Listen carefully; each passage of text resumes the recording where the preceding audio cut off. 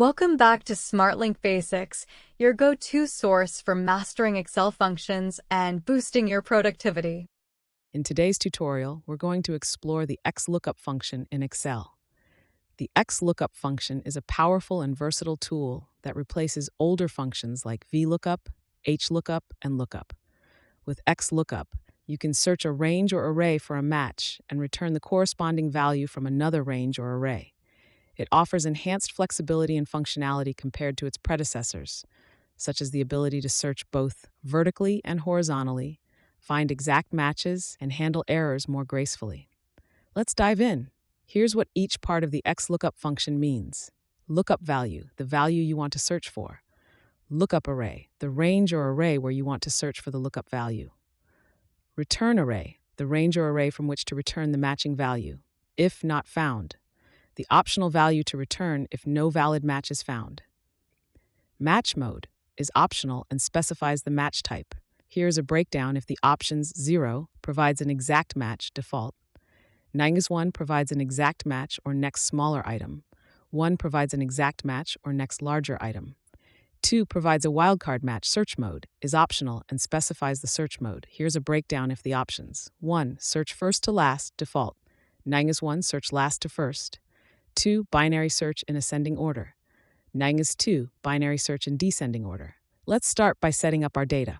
Imagine you have a list of employee IDs in one column and their corresponding names in another. You want to find the name associated with a specific employee ID. To perform a basic lookup with XLOOKUP, simply enter the formula displayed at the bottom of the screen in cell D2. Here is an explanation. The lookup value of B2 refers to the employee ID you're searching for.